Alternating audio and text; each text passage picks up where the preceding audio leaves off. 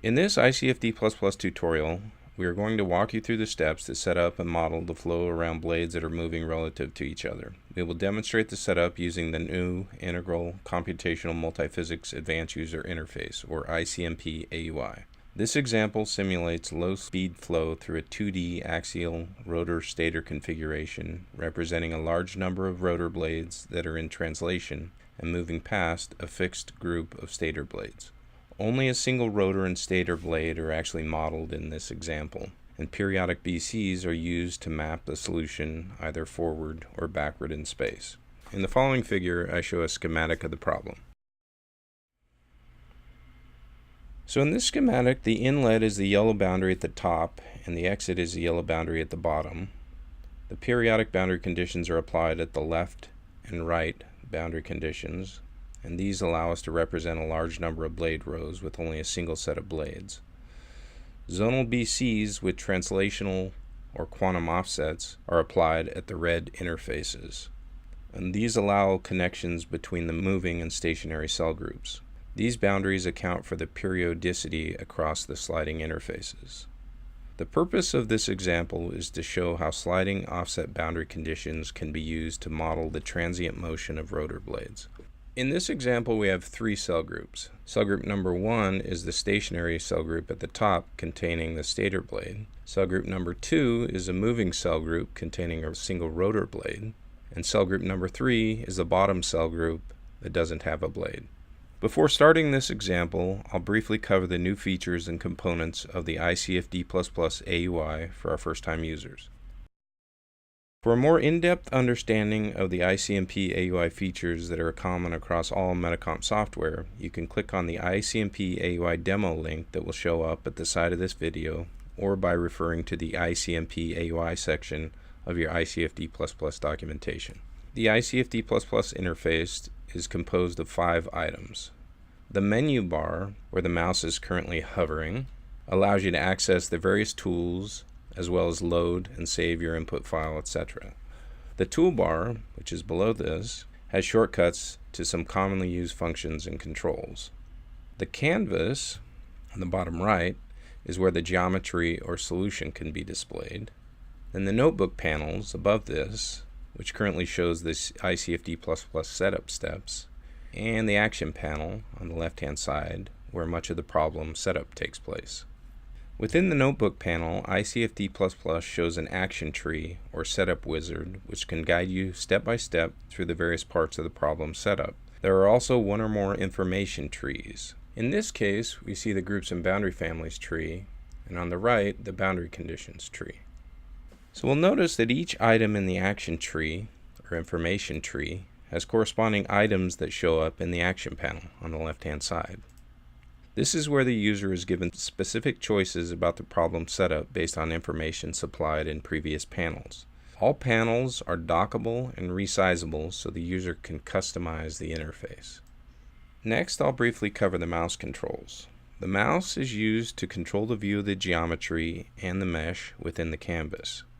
Holding down the left mouse button and moving the mouse up, down, or left and right will rotate the geometry about its horizontal or vertical axes. Holding down the middle mouse button and moving the mouse up, down, left or right allows you to translate the geometry up, down, left or right. Holding down the right mouse button and moving the mouse left or right will rotate the geometry about the axis normal to the screen. And holding down the right mouse button and moving the mouse up or down will zoom the view in or out. At this point, we can reposition the geometry by pressing the XY view button in the toolbar. At this point, we can reposition the geometry by pressing the Fit XY button in the toolbar. And users will also notice that you can toggle the mesh on and off by pressing the 2D Mesh Display button. So next I will open up a new AUI and start the case setup from scratch. In Linux, you can launch the AUI by typing mcfd AUI in a command shell. The user interface will open and we will see the first item in the action panel. The first panel prompts us to choose a working directory.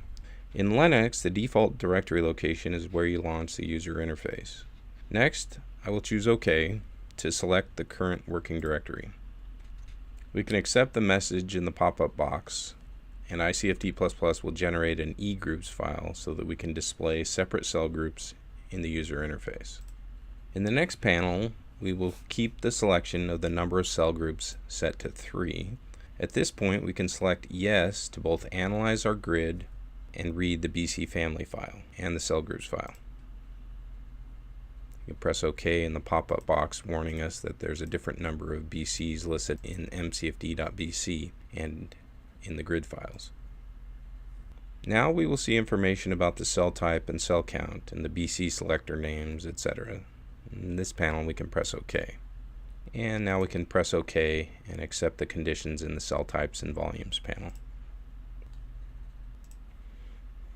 Next, on the left side of the screen, we see the next item in the action tree is the cell types and volumes panel. The first option at the top specifies how CFD++ will respond if it detects negative cell or cell component volumes. We'll keep this set to cell component.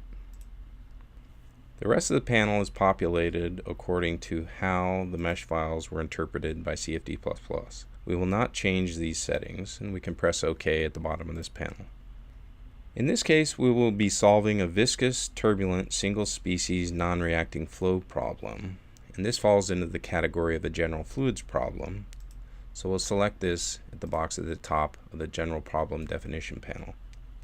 We will also choose No for using a problem setup wizard, and then press OK. Next, we'll see the CFD Problem Definition panel. Here we'll choose the following options. For fluid type, we'll choose gas. For species content, we'll choose a single species. The question asking us whether or not the flow is compressible, we'll select yes. The type of gas, we'll choose a perfect gas. For the flow speed, we'll set this to be all below Mach 0.3. The following 3 questions, we'll select yes for a viscous flow, we'll select yes for a turbulent flow, and then we'll turn off the option to model energy transport. At the bottom, we'll select a transient simulation type, and then press OK. Next, we'll see the additional specifications panel. In this case, we'll choose yes to apply grid motion, and we'll activate other types of motion. We'll press yes, and then at the bottom of this panel, we'll press OK. Next, we'll see the equation properties panel. In this case, we'll choose the preconditioning option. We'll choose to run this as a Reynolds average Navier-Stokes simulation. We'll also choose the 2-equation realizable K-epsilon model. For the remaining options about passive scalars, we'll set these to no and press OK. In the next panel, we're allowed to introduce various types of source term effects. In this case, we'll make sure this is set to no and press OK. Next, we see the reference quantities panel. In this case, we'll choose to run in dimensional mode with SI units and press OK. Next, we'll see the fluid properties panel. In this case, we'll activate and press the edit button in this panel to specify the fluid type. You can accept the properties for air and press OK.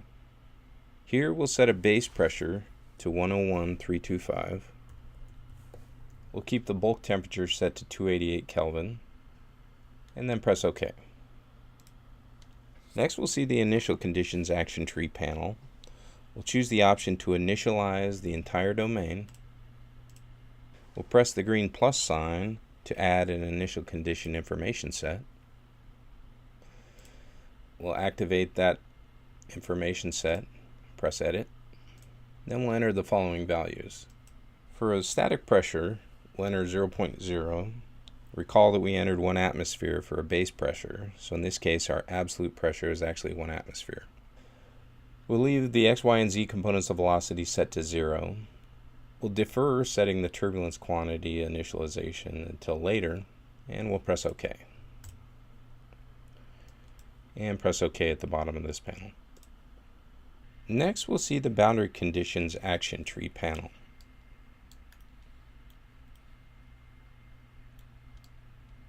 So we can zoom in on our geometry. Note that we have the ability to highlight the various BCs to identify which boundary selector is associated with which feature of the geometry. So we can start off the boundary conditions by assigning a BC to the inlet. So we can start off assigning boundary conditions by assigning a boundary condition to the wall boundaries. In this case, we can highlight the stator blade and drag that over to the wall category. In this panel, we can choose viscous wall type. We'll use wall functions. This BC will be set stationary with respect to mesh motion, and we can press OK. We can also drag BC number 6, which is the middle rotor blade, into this same category. Next, we'll set the boundary conditions for the inlet and the exit.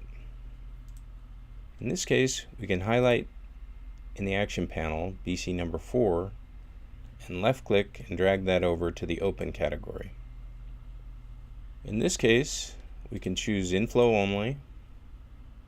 We'll set pressure and temperature. We'll choose stagnation pressure and temperature for the applied conditions. Then we'll edit the values associated with these, and then we'll add an information set. We'll highlight that information set and activate it. And then we'll edit the pressure in this boundary condition. In this case, we'll set the stagnation pressure to 0. Once again, this is relative to the 1 atmosphere base pressure. The temperature will automatically be set to 288 Kelvin. And once again, we'll wait to assign turbulence quantities to this boundary. So we can press OK. So next, we're also going to apply a boundary condition to the exit. The exit is actually BC14, at the bottom of the list, down here. So you can highlight in the action panel BC14 and drag that over to the open category. In this case, we'll choose an outflow only. The type of information supplied will be pressure. We'll choose a back pressure imposition. We'll create a new information set. Highlight and activate that information set. Set that back pressure to 0 pascals. For the pressure imposition, we'll choose the characteristics-based option. We won't choose any of the additional options, and we'll press OK. So next, we'll specify the periodic BCs that are at the left and right hand side of the domain. The first one is BC number 2, is the top left side of the domain. We'll highlight BC number 2 in the action panel, drag that over to the zonal category. In this case, we'll set that to patched only. We will select the option to apply a zonal offset. We'll create a new information set. We'll highlight that and activate it. And then we'll enter the translational period for the offset, which in this case is 0.04 meters. This represents the distance between the left-hand side of the domain and the right-hand side of the domain. We'll keep the option for a simple flow-through interface condition and press OK. BCs 8 and 12 will be defined in the same way that we defined BC number 2. So we can drag BC8 into the same category as BC2 by left-clicking and dragging, and we can do the same for BC12.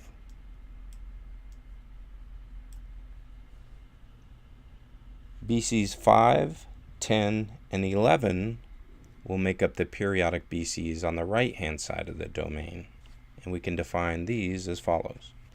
So we can highlight BC number 5 in the action tree panel, drag that over to the zonal category. Once again, we'll choose the patched only option. We will apply an offset, so we can select yes. We will not use the existing information set, so we'll press the green button to create a new information set. This new information set will be used by all periodic BCs on the right-hand side of the domain. The previous information set was used by all periodic BCs on the left-hand side of the domain. So we can highlight that information set and enable it and enter a translational offset of negative 0.04 meters in in the X direction. Once again, we'll keep the option for a simple flow-through zonal interface condition and press OK. Next, we can left-click and drag BC10 and BC11 into the same category.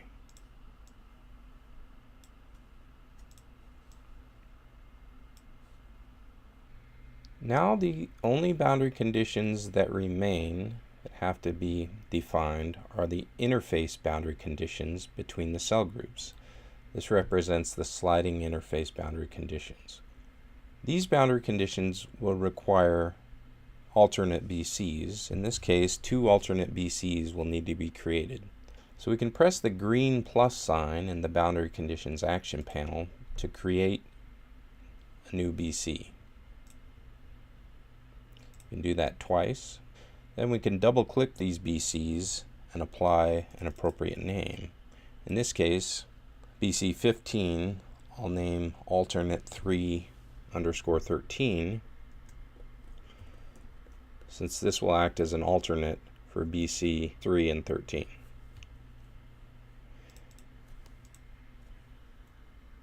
And for BC 16, I'll name this alt 7_9, since this will be an alternate for BC 7 and BC 9.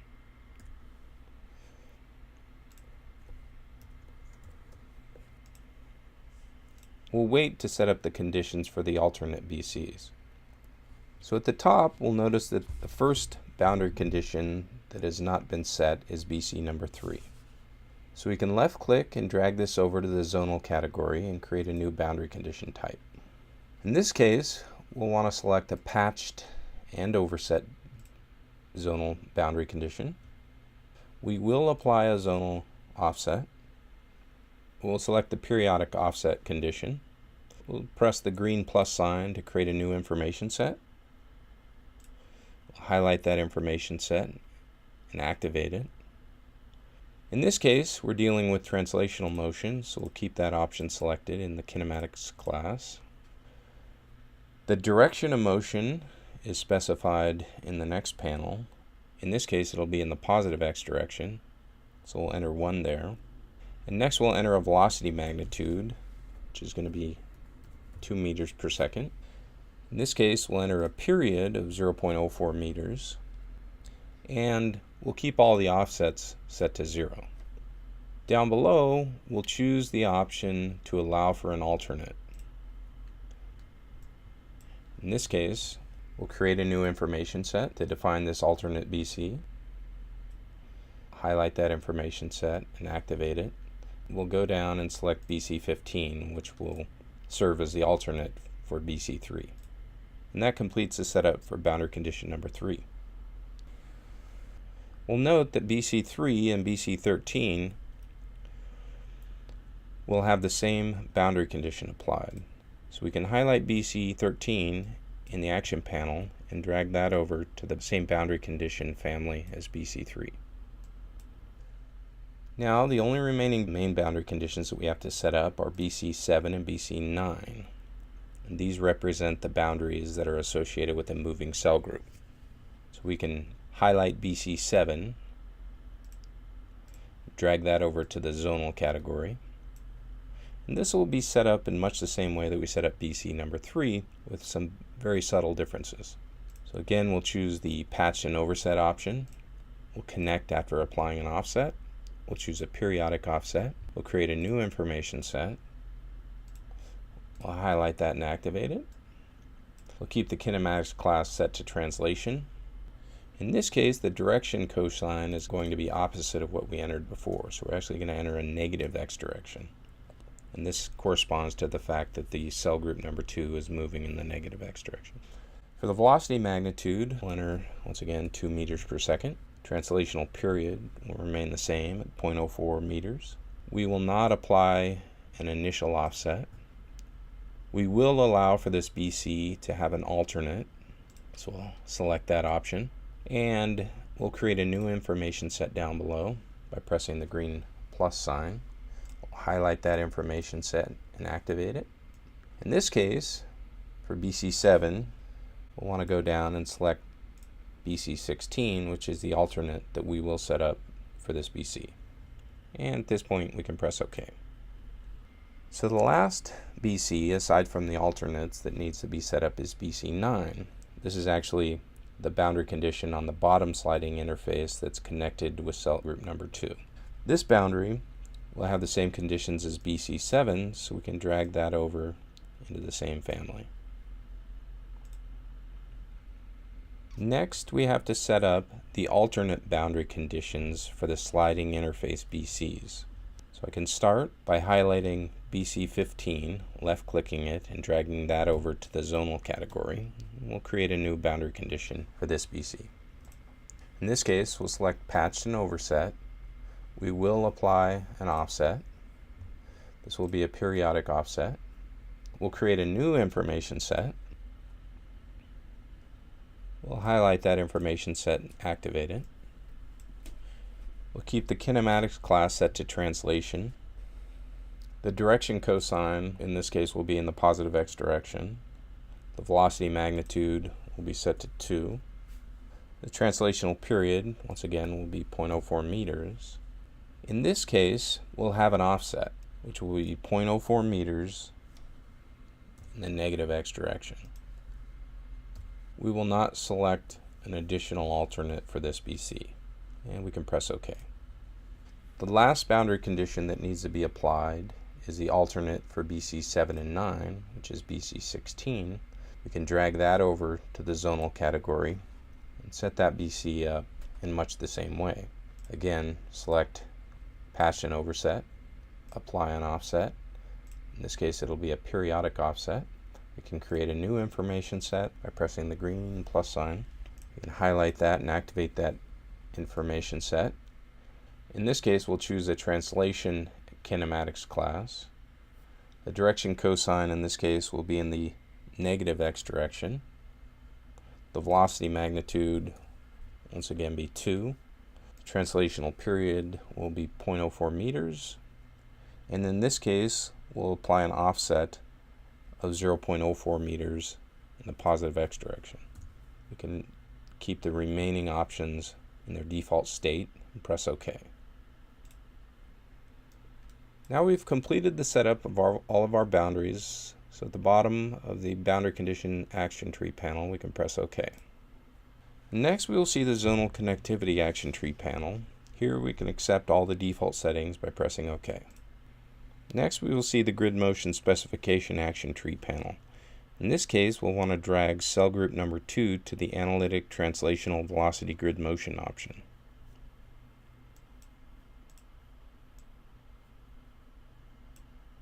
And we'll enter an x velocity of negative 2 meters per second and press OK. Next, we will see the overall grid motion control action tree panel. We'll want to choose the option to move the grid with the selected velocities and also recalculate the zonal connections at each time step, and then press OK. Next, we'll see the turbulence control action tree panel. We can accept all the default settings by pressing OK. Next, we'll see the turbulence initialization action tree panel. Here, we will need to initialize the turbulence quantities for each information set. So we can right-click the first information set and open its panel. This corresponds to the initial conditions. Here, we'll choose Yes to supply a turbulence length scale. We'll keep the suggestion option set to None. We'll enter a free stream turbulence level of 2 e to the negative 3. We'll set the turbulence length scale set to 0.1 meters. We'll set the free stream velocity to 5 meters per second. Then we'll run the initializer by pressing Compute. We'll press OK to accept the values, and then press OK again. At this point, we can copy the information from the first information set to the last information set by pressing the green button in the action tree panel. So copy from source will be the first one, and the destination will be the last one in the list, and we press Apply and then press OK. At the bottom of this panel, we can press OK. Next, we'll see a panel prompting us to choose if we want help setting up the numerical options. In this case, we can select No and press OK. Next, we will see the Riemann solver panel. Here we can open the preconditioning controls by pressing the plus sign. In this case, we'll enter an approximate system velocity of 20 meters per second and press OK. Next, we will see the simulation strategy panel. We'll choose no for doing a restart. We'll run this case for 2,000 steps. We'll keep all the other settings in their default state and press OK. In this case, we can press yes in the pop-up box asking us if we want to load some default settings for the transient mode. Press OK. Next, we will see the time integration panel. In the option for global time step based on Courant number, we can choose no. For the spatially varying local time step option, we can choose yes. We can do a CFL ramping from 0 to 100 steps. Set the CFL numbers to 50. We can set the global time step size to 1 e to the negative 4. We can set the max number of internal iterations to 15. We can set the global step internal iteration convergence criteria to 0.06. We can set the order of global time stepping to second order. And we can keep all the other options in their default state and press OK. Next, we will see the Spatial Discretization panel. We want to make sure that we are running in second order mode. We should make sure that the dimensionality of the polynomial is set to 2D. The polynomial coordinates are xy. We don't need to change the options in the advanced controls, and we can press OK. Next, we will see the neutral plot file options panel. The default variables include pressure, velocity magnitude, and all of these will be written out. At the bottom of this panel, we will see some advanced options. Here we will want CFD++ to automatically adjust for the motion of the moving cell group. Rather than seeing cell group number 2 move off into space, we will see it move 2 periods and then return back to its starting position. This allows us to always see the relative position of the blades. So in this case, we can choose to plot offset nodal coordinates.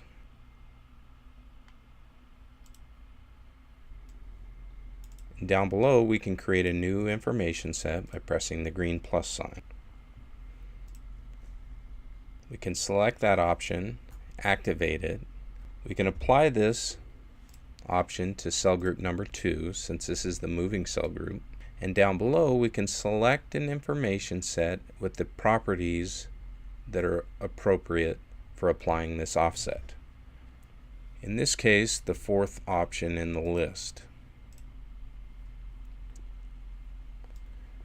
In this case, the 4th option in the list has motion applied that's consistent with cell group number 2, with a velocity magnitude set to 2 meters per second, period of 0.04 meters, and the direction of motion is in the negative x direction. And at the bottom of this panel, we can press OK. We can select OK to copy our neutral plot file options to the plot output options file. Next, we see the probe and output options panel. Since this is a transient solution, we will want to output step-appended neutral plot files every, in this case, 200 steps. And press OK. We can press OK at the action panel, prompting us for multi-CPU input. This completes the problem setup, and we are now prompted to save the input file. We can now press OK to do this. After running the case, we can view the results. The case is now ready to run. We can run the case from the menu bar by choosing Tools, Run CFD++. Here we will choose double precision and also to run on a single CPU. We can press the Run button. We will now see that the case is running and the solution plotting files are being written to our working directory. For more information about post-processing and visualization, you can refer to the results section of this example. This completes the 2D axial rotor stator tutorial. Thank you.